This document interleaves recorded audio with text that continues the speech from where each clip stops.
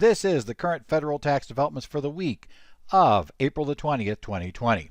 Current federal tax developments are brought to you by Kaplan Financial Education and by your state Society of CPAs. I'm Ed Zollers, broadcasting this week again from Phoenix, here under our continued shelter-in-place rules. And we'll be talking this week about some of the various developments we've had during the week.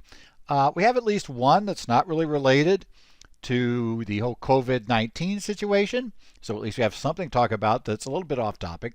But we have a whole bunch of things related to the CARES Act and other items that are related to the current situation. So yeah, we're still going to have a whole lot coming on that. So let's start out and let's talk about first what's one of the key things you've been hearing about here at the end of the week. Basically, both the PPP loan program and the EIDL grant/loan program have run out of money. They are fully committed, shall we say, the funds are. So right now what's happened is that if you didn't get your loan in and your loan application has not been approved, basically you're stuck right now. We're not going anywhere for the moment. So it's both of the programs that had it. Now Congress, as I record this, I'm recording it at about 1:30 p.m. on Saturday, and this is here in Phoenix, Mountain Standard Time. So at the time I'm recording this, we have no word of any deal having been worked out. That might change by the time you listen to this. I mentioned online this week that it was an old line I heard in a podcast, I think about a year ago, that talked about Congress having two speeds, glacial and essentially light speed. And they moved from glacial to light speed with no warning. They normally run in glacial mode, but sometimes they just, once a deal's done, everything just happens so quickly nobody can even get a look at what the deal is because it's been done. So if we get a deal, it may happen very, very quickly. Conceivably, it could be done while I'm recording this. Probably not, but then you never know. So we'll have to keep our eyes on any deal. Now, the problem is going to be that any such agreement right now, because they are not in D.C., they have no plans to return to D.C. It is neither the Senate nor the House does until May 4th. So that's going to take out the coming week, right, in time, and take out the week after that. So May the 4th, Star Wars Day, would be the first day they might come back to town, and I'm committed to that. So right now, in order to do anything, they would have to have unanimous consent. That means one party objects and theoretically they've got to haul themselves back to D.C., which they still don't want to do. They're going to stay away until May 4th is their theory. So they don't want to come back to D.C. and do something. It's not clear right now. With unanimous consent, the problem is just one member in either party, in either chamber, could muck up the works. I have a bit of a concern that right now we are seeing each side propose something they know is a dead starter, not going anywhere with the other side, largely because they don't want votes. Because if they had them, they're not sure they could control their members. That is a possibility that I hope is not the problem, because if it is, it would suggest we're going to have bigger issues trying to get anything done. But it could be an issue, so keep your eye. Now, events could force their hand, depending upon what happens. If the market reacts badly, if we see other things going on, there may be a case where Congress just has to act and they figure out some way to quiet down those who are objecting, or those who are objecting decide the cost of objecting just became higher than the cost of letting it go. So we'll have to see what's up. Now, people will ask, well, what do we do now? I mean, there's no loan program. Do we just, stop, ignore it, don't pay any attention?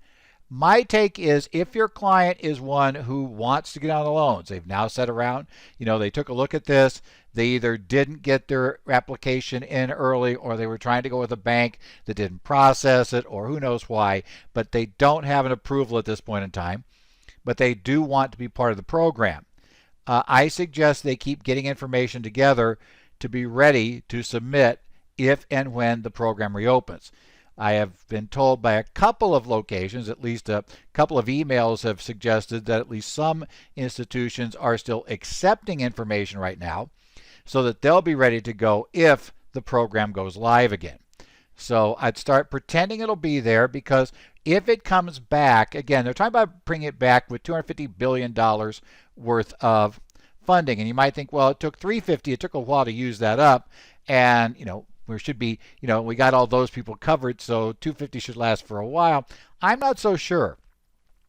I think a lot of the reason why it took the 350 as long as it did to go away was because of the real problems of getting the program ramped up. So I'm not going to bet the 250 is going to last a real long time. Congress may approve that, and by the end of the week they approve it, they may be out of money again. That's not totally out of the realm of possibilities. So I would suggest your client needs to be ready as soon as they will accept the information, need to be there. And if their lender's taking information now, you want to get in the line in a position where hopefully you'll be sent through before the 250 would go away. So that would be key. But we have to realize nothing has been extended yet, and if they can't come to an agreement, nothing will be. So you probably also want to start working out with clients what happens if it doesn't come back. How does the employee retention credit work? What are the issues? In fact, is the best course maybe to lay off the employees, let them file for unemployment at the higher rates that we're allowed to get these days, and will that work? Of course, the problem is in a lot of states, the unemployment system now is so overburdened, just trying to get in and apply may be a problem. So, there are pros and cons both ways on that. And as I always point out to people, under the Payroll Protection Program, if you use that, you can use that to pay for the health care costs the employer was paying for. And if the employee was paying for others, then they kind of get those covered too, because it comes out of the employee's paycheck. So bottom line is, we may be ahead. There may be a reason why that would be preferable in certain situations. We'll just have to see. But, keep your eyes open for the program, because, again, it probably will be back. Now, one thing that was kind of amusing, because this did not happen until the 14th, and funds ran out on the 16th. So there was a very narrow window during which we had actual guidance from the Small Business Administration on how self-employed were supposed to handle the loan application process. Self-employed and partners. This actually covered self-employed, partners, and it also covered a little bit on the forgiveness rules. And I say a little bit on those because there are huge questions that haven't been answered yet. If you've not seen Tony Nitty's article on Forbes, where he outlines the 10 things we need to know about the forgiveness calculation, like yesterday, you probably want to go check. You can just Google Tony Nitty Forbes. You should find that. Yes, if you thought the whole issue of figuring out how to fund the loans was a difficult run, knowing what counted and what didn't count, you've not seen anything yet. This is going to make that first application process and what was in the max loan computation look simple. There are huge questions left to be decided about the forgiveness computation. It's not a no-brainer, this will be easy. We know exactly what we have to spend in 8 weeks. We know exactly, what'll count. We know exactly what won't. Reality is, we don't know a whole lot of those things. We don't know how the employee numbers, the full-time equivalent numbers really work. We don't know how that 75% of the prior quarter's salary works. We got lots of issues, so just be aware of that. But here's what we know for self-employed, or at least what we knew for about 48 hours or less before the program shut down. For Schedule C, for sole proprietors, we were made very clear that for the owner, we're going to take a look at their 2019 Schedule C. If the return is not done, that's fine, but you still got to prepare a Schedule C. So Schedule C has to be prepared. We go down to the bottom line, the net income on a tax basis, bottom line for Schedule C. This is not net earnings from self-employment, because that would conclude adjustments for things like the payment of, or 1/2 of the self-employment tax to be removed. And that's not part of this. So it is not Schedule SE. It is Schedule C. It is that bottom line on Schedule C that you pick up as the earnings. Now that's considered the salary, quote unquote, for the owner. If that is more than 100,000, you'll just treat that as 100,000. If it is less than 100,000, then you'll treat that as your earnings. Now, you will be able to borrow 2.5 months, right, 2.5 months worth of the average monthly amount there. So divide by 12, multiply by 2.5. Note, you cannot add back any benefits for the owner. So you don't add back the health insurance cost. You don't add back the contributions to, let's say, a KEO or a SEP. You don't add that into payroll costs. You might say, well, wait. If this was an S corp, we could have $100,000 of salary to the owner, and we'd add those.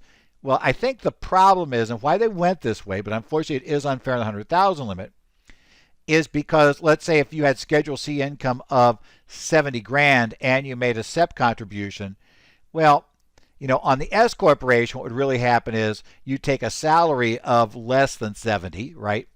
And so the SEP contribution would kind of already be in there reducing your salary. Because in this case, it's not already in there reducing the salary indirectly, we're not allowed to add it back in. We just treat that, and theoretically, the SEP contribution, everything else is paid out of that. So they're saying, well, that covers all that.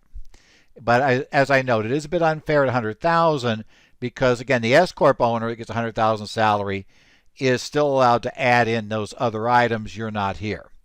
So yeah, that's a problem. Now, here's the catch though. When we then go to pay back the loan, now this was a problem we thought all along. Okay, great. Maybe I can figure out how to fund it based on last year's Schedule C. But how exactly do we spend the money? Right? We're supposed to pay something during the 8 weeks. And what's going to happen here is you're not really going to pay, or maybe you are. It just depends on how you look at this. But you're not going to make any specific check disbursement to the owner that's going to qualify as paying their salaries. Rather, you will just be immediately deemed to have paid the owner, right? So salary cost for the owner will be 8/52 of last year's Schedule C. So what? We're going to take the weekly amount and then take it times 8. So 8/52. Now there's a problem with this calculation. Why? Let's say this is a sole proprietor. Let's take an Uber driver. So this is an Uber driver. They've got a Schedule C. They are the only person working in this Uber driving operation. They drive their car. Well, their net, so they show net income, right? So they could borrow 2.5 months of average. So that's fine. But here's the catch. When you compute that number and then go back and compute this 8/52 number, 8/52 will not be 75% of the 2.5 months. It'll be slightly less than that. Now, why is that important? Because the SBA has been suggesting, at least Tony Nitty reported some banks have told him that the SBA has been implying that the way you should read the interim final rule, and there's like 3 references in the interim final rule. One of them suggests this result, the other 2 don't. Well, they're saying, well, the one that suggests this result's correct, you should do it this way. Certain banks have been telling their customers that if you got $100,000 from the bank under this program, you absolutely have to spend 75% of the loan. Over 75% of the loan has to be spent on salaries or nothing can be forgiven. Now let's go back to our single Schedule C owner. They get 2.5 months of their average earnings, right? And then they get 8/52 of that as paid. They're going to end up a couple of $100 normally at the max, like I think it's around $200 or $300. They're going to end up that much short of 75%. And there's no other place to make a payment. Remember, the owner gets 8/52. We don't care what we pay them. We can't pay any other expenses, right? Payroll expenses for the owner, and that's the only person we've got. So bottom line, we couldn't get to 75%. And if you follow that theory, the 75% of the loan has to be used for payroll expenses. If the owner just borrowed the max or the bank just computed the max and gave that as a loan, and you have to get 75% as payroll costs, there would be no way to make that work. Now, I suspect at some point the SBA will figure that one out, and we'll see what they do about that 75% calculation. Whether they do it that way or they come back and say what a lot of us think you should be saying, the way to read that is. Because remember, the 25%, the 75-25 rule was imposed by the SBA. It's not in the law. The SBA just determined that would be the rule. I suspect they'll need to relax that at least some and say as long as a certain percentage or whatever, or at least, whatever your payroll costs are, you can only have forgiven 1/3 more than that, because that would get you to 25% of the forgiveness came from the other expenses if you paid the other expenses. Now, yes, it does appear you can pay the other expenses. The Schedule C owner won't have a problem with that.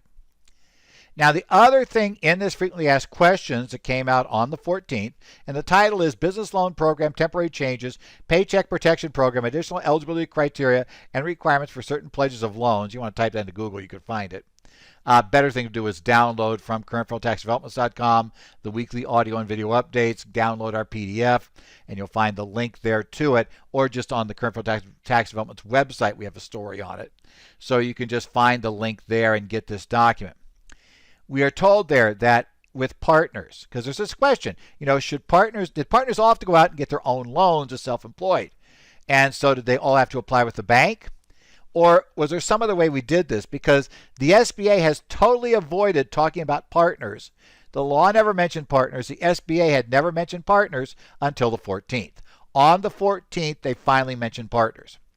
And they tell us that partners, you should take their self-employment income for those partners who are active in the business. Their self-employment income will be deemed to be their salary. Now, we don't know if there's an 8/52 rule here or not. I mean, we don't really know on partners how we pay them because there's just a very, very brief discussion of partners.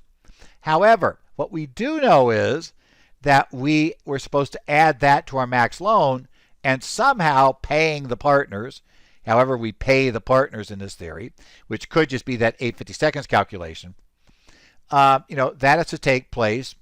And now we're told, oh, that's inside the partnership. So the partnership as an entity applies for the loan. And in addition to the partnership's employees, the regular 941 employees, you add the partners to that list. Well, great. We know that. Isn't that wonderful? Except here's the problem.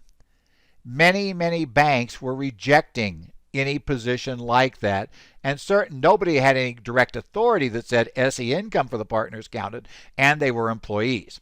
So many banks only accepted the 941 W-2 numbers, believing that the partners would apply on their own. Now, SBA tells us, no, don't do that, because that'll just clog up the system with too many partners in there, and there could be double counting and all these issues. So now the problem is there is no mechanism in here. Remember, we're told we can only get one of these loans. And there's no mechanism if you had been approved and the funds dispersed to go back and change the loan request and increase it for extra. And again, and now we're out of money anyway, so even if they decide you could, remember there's no funding left to do it. At least currently. Maybe there will be by the time you listen to this. So the problem is there's a lot of partnerships where either they just didn't apply at all because they were waiting on this and they got in very late and couldn't get in, or they got a loan that covered their employees, but the partners are out in the cold because the partners, it turned out, can't apply on their own. Now, the other catch is, like I said, when we get back to forgiveness, benefits paid in the Schedule C are not going to count in your forgiveness calculation. They'll count when you pay them for the employees, but for the owner, they don't count. For partners, we just really still don't know what could count for forgiveness. Okay, we did find out one neat little thing, though. There have been a lot of questions. If you took a look at utilities in the interim final rules, one of the things they told you utilities included transportation. Now, there was a lot of interest of what exactly is transportation utilities. And in the self-employed area, in this particular interim final regulation that came out, the interim final rule that came out on the 14th, the second IFR, we are finally told, in passing, they say, well, utilities include, that this would be like fuel for vehicles will count as a repayment expense. So, the fuel for the cars counts. Also, it did state right up front, which we pretty much knew, but at least they say it openly now. If, like, you had a car loan, interest on the car loan will count. Now, remember, principal does not count. The mortgages are only the interest. So principal does not count, but we do get the interest. So transportation says things like fuel for the car, that counts as utility. We may decide that, and that'll be to open up a question, would things like maintenance count? I think probably, but we just don't have that totally. And as I say, we got a whole huge bunch of questions about repayment that we just don't have any answers for. It's bad. Okay, next development we'll go on this. This one came out on Friday, on the 18th of April. Revenue Procedure 2020-25. And this revenue procedure talks to us about qualified improvement property. Okay, QIP. And if you remember, as part of the Tax Cuts and Jobs Act, Congress tried to simplify what was 3 categories of improvement property, move them into one, but still have them be 15-year property and qualify them for 100% bonus depreciation. Congress, unfortunately, forgot to actually write it that way in the law. And what they ended up passing made qualified improvement property 39-year property, not eligible for bonus, but that was eligible for 179, which is an odd combo. Okay, clearly that wasn't what was intended. The committee reports were very clear. It was supposed to be 15-year property. It was supposed to qualify for bonus. Well, that became what's known as the retail glitch. And we've been going back and forth about getting it fixed. Finally, as part of the CARES Act, it was agreed to fix it. But now we got a problem. We had to file our 2018 returns using 39-year lives for the property unless you took 179. And we were filing some 19 returns already. That probably used that as 39-year property because, remember, we knew that the attempt to fix this had failed as part of the year-end act that was passed, including the Secure Act and other items. So now the problem is we have this new method. Retroactively, this property should have been 15-year property. So in Revenue Procedure 2025, the IRS gave us some options. Okay, you can either elect to amend the 2018 return to do a 15-year life, right, fully eligible for bonus. We can also make a late election to do or undo, our elections on choosing bonus or not. Or we can treat it as an accounting method change in 2019. Now you may say, but wait, I've already filed 19. Well, here's how this is going to work. You have until October 15th of 2021, or say October 15th. Let me get my right date here. You have until October 15th to go ahead and file, right? To October 15th of 2021. Yeah, that is my date. Yeah, make sure that's right. So we have to October 15th of 2021 to do a late amendment or to do maybe a late amendment change if we want to. So we have until that date to make up our mind. We could do an accounting method change, or we can just do from an impermissible to permissible, or we could go back to the prior year and amend the return, right? And we have until 2021 to make that decision about doing that.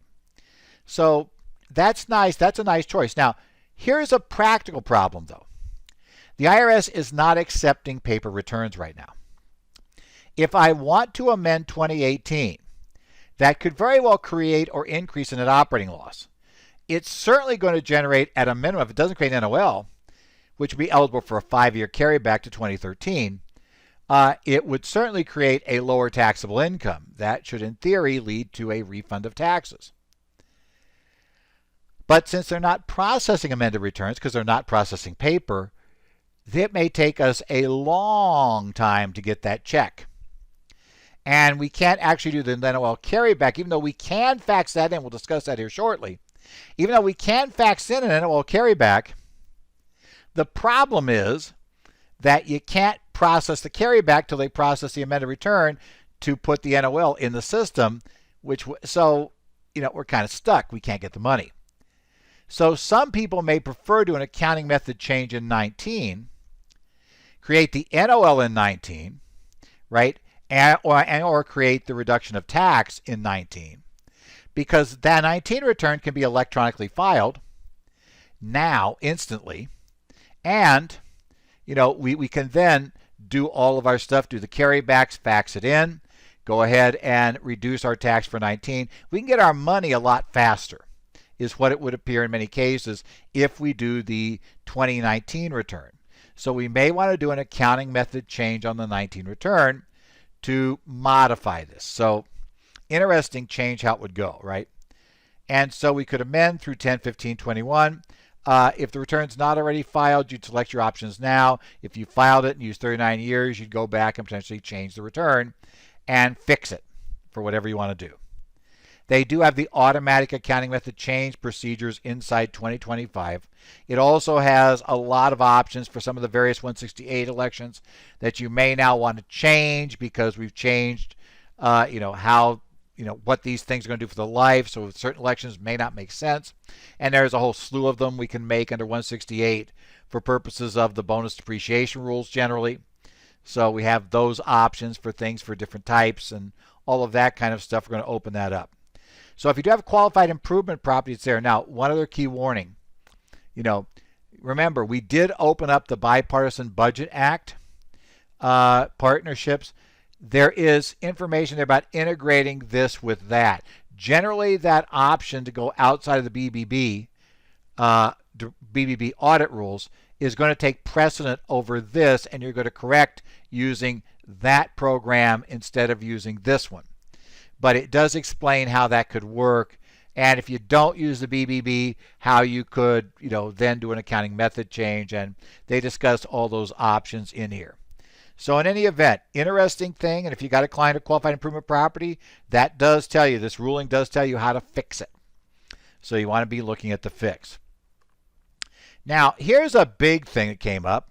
We got temporary procedures to fax certain forms 1139 and 1045 due to COVID-19. This was posted on the IRS website on the 13th. As I said, the IRS is no longer processing paper returns. But Congress put in these NOL rules, right? We now get to carry NOLs back 5 years. And Congress said you can use the tentative refund rules that require the IRS to pay the refund quickly, 45 days, or, basically get nailed with big interest. So the idea was to get that money in taxpayers' hands quickly. Well, how are we going to do that? Because 1045s and 1139s had to be filed on paper. So how are we going to do that when the paper returns are just sitting in literally trailers at the service center?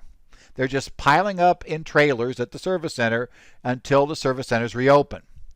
So how are we going to do this? Well, the IRS created, they said, we're opening up 2 fax numbers, which opened up on Friday, right?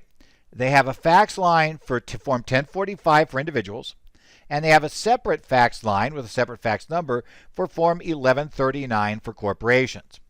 Those numbers are contained in the FAQ. Again, download the PDF. We've got them in there so you can get your numbers, what you need to file. You'll be able to file those 2 things.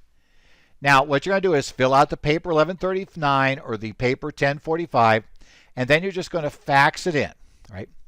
They make it very clear this is a temporary solution.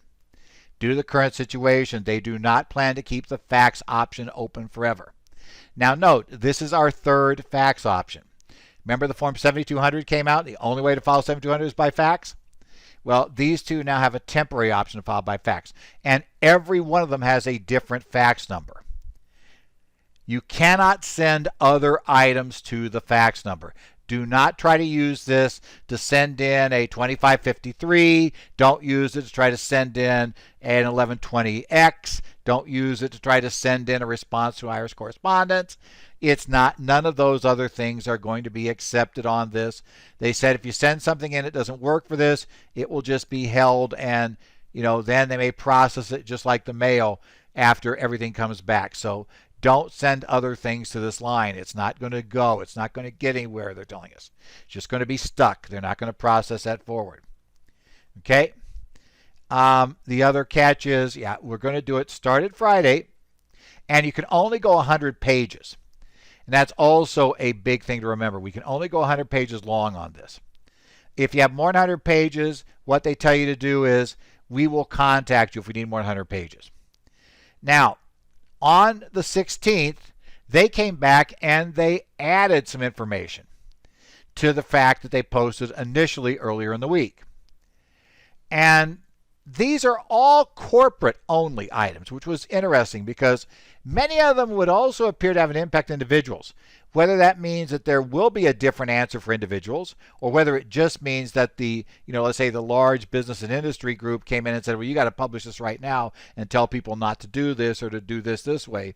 Not clear why it's only the 1139 and the corporate issues that are discussed, but it is. The new ones only discuss those. They said right up front there is no fax system for 1120X. You cannot send in 1120X, to the system. That's no good. And secondly, remember, the 1120X also, if you have any 1120Xs you had mailed to them, that are sitting in the trailers now, tough luck. We're not going to be processed. And if you have a carryback that impacts those, you're not going to be able to do anything with the carryback until the 1120X is processed. So it's going to really gum up the works. And remember, we may need to amend. If you want to go back and do the 2018 change for qualified improvement property, I need an amended return. And I need it processed. And then I could do my carryback from 18 to 13. So, yeah, we have kind of problems here. Also, if you want to do your carrybacks using the 1120X instead of using the 1139, because remember, using 1120X requires the IRS to do a more final determination than does the 1139. The 1139, the refund can be recovered essentially under the math error procedures.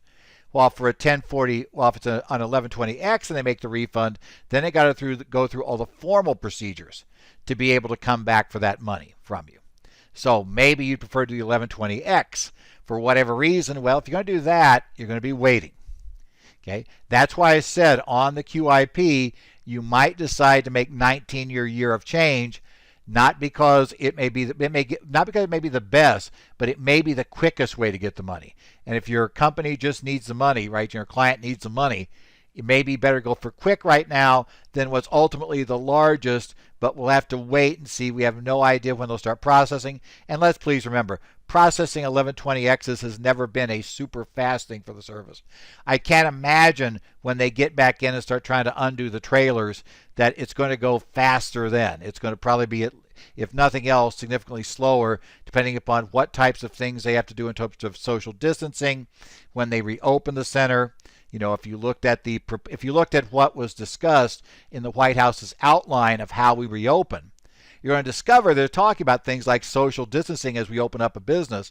Well, what that means is, to be obvious, that's going to limit the number of people that could be processing things, because let's say you got this big area where you had all the people crowded together, in their little cubicles, right, that are really tiny, and you've got them all in there together, and there's not 6 feet between people. Well, you're probably going to have to spread things out, and spreading things out means we're not going to be able to put as many people in. Not have as many people in means not going to process as fast. So that could be a real problem, right? Now, they do tell you the 1139, interesting enough, Congress told us, remember when they accelerated the minimum tax credit for corporation, they said we could do a tentative refund claim to get it. Well, the current form 1139 has no way to do that directly. They tell you in this, on the website here, in the frequently asked questions, they tell you exactly how to fill in the 1139 and supporting forms to claim that accelerated minimum tax credit. They also tell you if you have both an NOL and the accelerated minimum tax credit payment, which you very likely will, because why do you need accelerated? Because you don't have much income, but you generate NOL. They tell you also how to do the dual on the same form to both get the refund of the minimum tax credit and to get your NOL carryback, the refund from that, on the same form. Those instructions for a corporation are there. Individual, remember, we don't have any special minimum tax refund rules, so this would not affect individuals, right? They also tell you the documents to attach to the Form 1139 when faxing it in. So they tell you, remember, we only got 100 pages to work. So they're actually being very explicit. If you've done NOL carrybacks before, it, especially, it wasn't as bad recently, but for many years it's kind of been a game where the IRS seemed to try to figure out something they claimed you didn't tell them that they needed so they could kick it back and restart the 45 days. And it'd be this back and forth that often happened. So, you kept sending stuff. Well, obviously, they do not want a 600-page 1139 that's been filed so somebody can say, well, you can't claim I didn't send you something. It's there. So what they've said explicitly is what has to be attached now. Very directly a checklist, and this is what we want. and if we need something more, we will just simply contact you, right? So we'll see how that works. But yeah, with the limitation on the fax size, I think seriously, yeah, they had to get better at that. Okay, that was their background. Now, P10 rules. Hey, first thing we got that's not really coronavirus related. This is good. We got proposed regulation 117-138-17. Proposed reg 300.12. It's on April the 15th they put this out. The IRS has announced that they are going to lower the government share of the P10 fee from $21 to $33. Now, cause a number of people to say, we didn't pay for P10s. What do you mean lower a fee? It was zero. How can you lower zero? Well, we'll get to that in a second, what it's there. We will still have the third-party fee, which is about $14. So you pay about $35 to get it renewed when you go. Probably most of you will go for renewals at the end of the year, so you pay at the end of this year. What you have to remember is, why weren't we paying for P10s recently? Well, there had been a U.S. District Court decision that had held in the U.S. District Court for the District of Columbia, had held that the IRS was not allowed to charge a P10 fee. Now, this was a follow-up to the Loving decision, where, that was when the IRS was going to set up this licensing system, and they were going to test people and require people to pass a test in order to be able to prepare tax returns. So you'd have a registered tax return preparer. You had to be that. If you weren't an EA, a CPA, or an attorney, you'd have to be a registered tax return preparer to do it.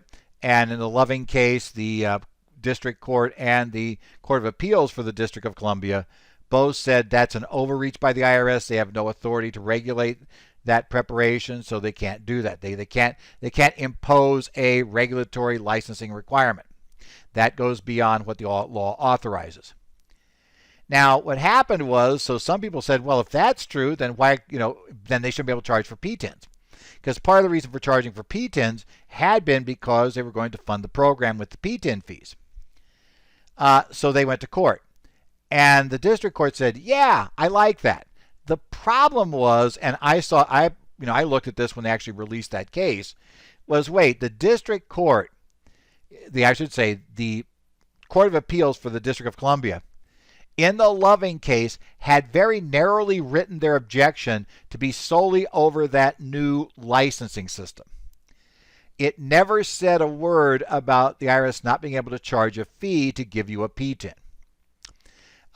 The district court said, well, they can't. They're not giving you anything. The Court of Appeals for the District of Columbia reversed and remanded the case. The Court of Appeals for the District of Columbia, and this was in 2019, they said that, wait a minute, no, the government can charge a fee if they're giving something of value.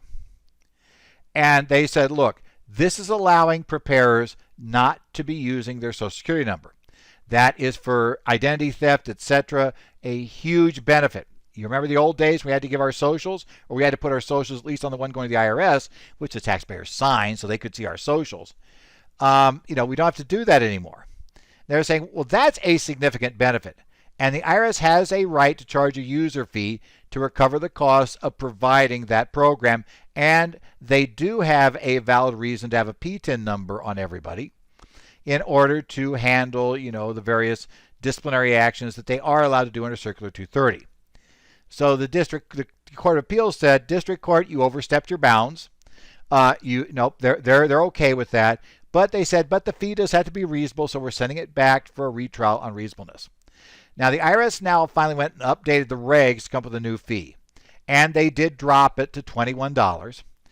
Theoretically, though, this case still sits in front of the court for remand on this. Some people have criticized coming out with this before the court decides. But my guess is the IRS is going to argue before the court that a $21 fee is reasonable and will ask for the right to go forward on this. So right now, just plan that at the end of this year, you will be paying. You won't just renew your P10 by going online and saying, yep, I'm still here. No, you will have to go online and actually also pay up. That will be part of this year's issue. Finally, back to COVID-19. We have a frequently asked question about a problem when we close the service center. It turns out, and this is frequently asked questions, the state tax form 706 deliveries returned due to COVID-19. It was the IRS web page posted on the 13th. The IRS has now closed all their service centers, and that included the Kansas City Service Center that was receiving estate tax returns. Okay, so here's the problem. The private delivery services, this is where the problem came in. Some private delivery services, we don't know who. We don't know if it was all of them. We don't know if it was just one of them. But some people that use private delivery services had their packages arrive at Kansas City. The driver pulls up and gates are locked. Place is closed. No place to go with the package. So the driver, like they would often do, say, well, it's closed, right? So they took the package and took it back, said they're closed indefinitely. And so the private delivery service then sent the package back to the sending party.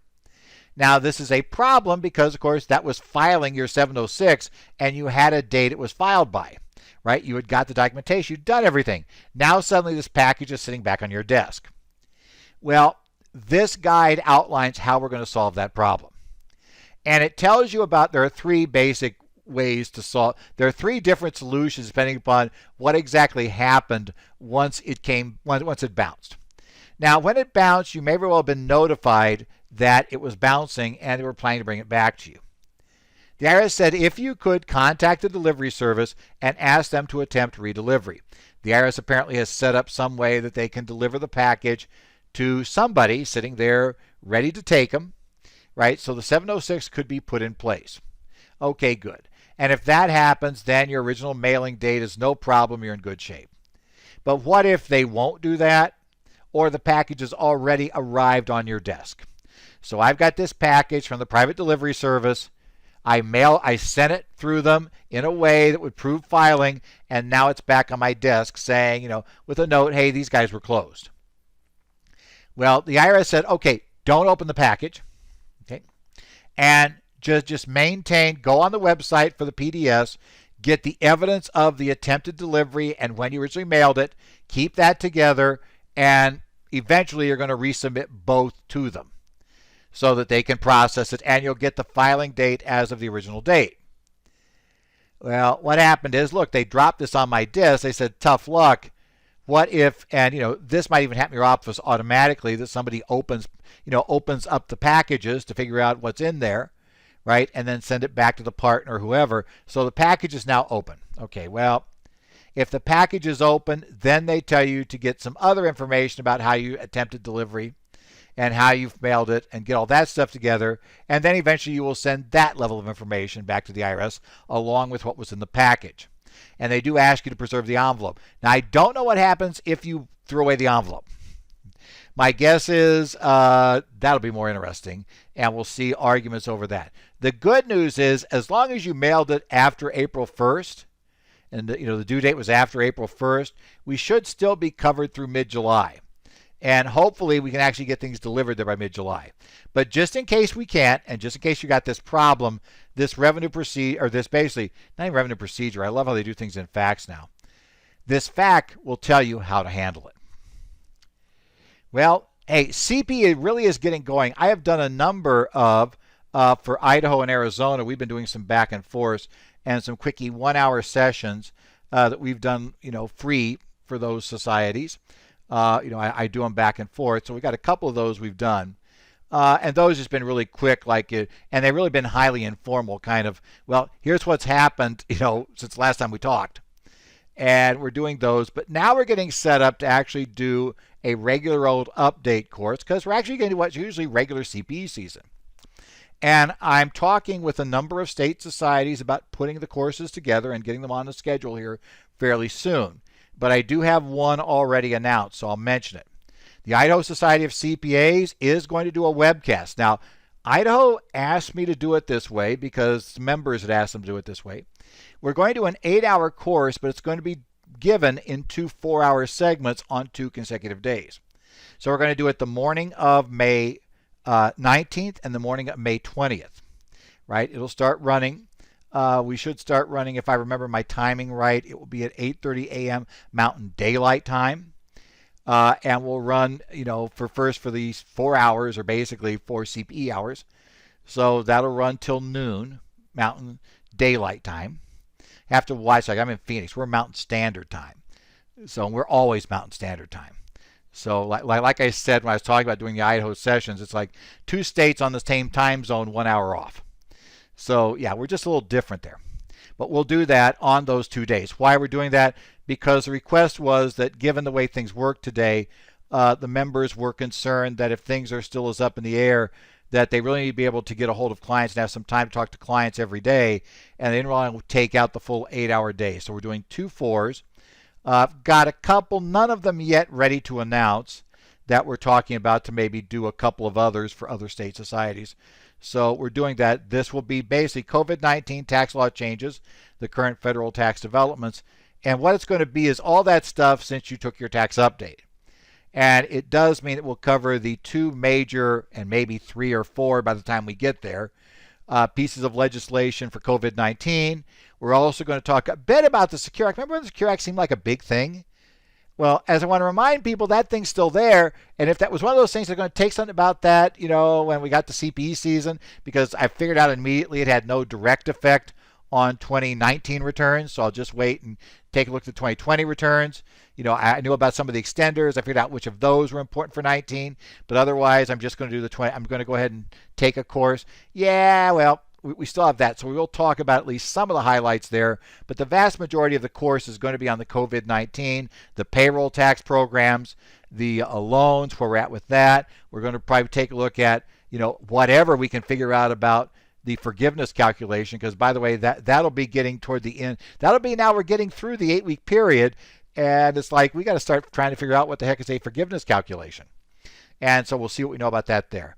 That, as I said, Idaho Society has that right now. If you're an Idaho Society member, you can go ahead and log in, go ahead and sign up.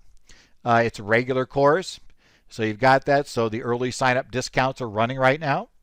And as I said, we probably will have a couple of more to announce here shortly, but we'll wait and see when those are formalized. So far, they're not formalized. We're very close, but we just don't have anything formal. And so until the state societies formally announce, I will hold off on giving you any formal information there. So this has been the current federal tax developments for this week of April the 20th of 2020. Things actually slowed down the last part of the week. It was amazing. It was like having like a full day until we actually got the qualified improvement property guidance at the end of Friday. It had actually been very quiet the last half of the week. Comparatively, nothing happened. That was kind of big, but yeah, it came in late. You want to make sure, though, to check on the website for updates at currentfederaltaxdevelopments.com. You also want to send any questions or comments. You can send them to me, Ed Zollers at currentfederaltaxdevelopments.com. You can follow me on Twitter, at Ed Zollers. Tax Twitter has been an amazing place to find out about things when they happen. That's where I found out about most everything that's happened on Tax Twitter. And then later, I get an update or a bulletin from somebody telling me about it. It may be an hour later or, whatever. But we find out about things because somebody will notice it when the IRS posts something. And so that'll start the whole process going. So Tax Twitter has been really helpful there. I understand Twitter is a mess for everything else, which it is. It's a total mess. But it's very useful for getting on top of that as long as you follow the right people to get on that sort of thing. I also have been doing discussions. You'll see me a lot on the Connect groups for New Jersey and Arizona. I also monitor some of the Connect site for Minnesota. And I do take a look at California's Tax Talk. That one is open to any CPA across the country. You can go to the California Tax Talk site. I also take a little bit of look over on the subreddit /r/taxpros on Reddit. That's an actually relatively rational, good place to go. It's not the mess that is /r taxes. /r taxes, that's where the general public is, and all kinds of weird things go there. So yeah, you want to kind of stay out of there. But Tax Pros is a good place, and so we check things there as well. What's going to come up this week? We're going to hope for some guidance on forgiveness. That's really the big thing we need right now, and hopefully we'll get it.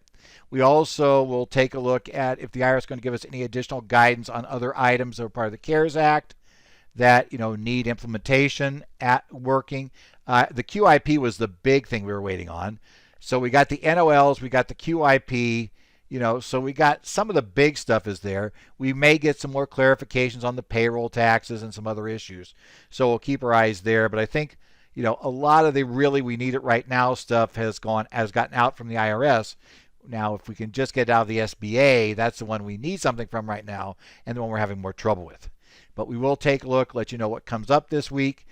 See if anything else happens. See if we get new legislation, because remember, we're still trying to get that program funded again. And is there a chance that when they finally do a deal, they'll be, well, if they do a deal, kind of by definition, there'd be other things in there. So, and will some of those other things be taxed? Well, reasonable possibility of that. So we'll cover anything they do there. But otherwise, take care, stay safe, and we'll see you next week here on Current Federal Tax Developments.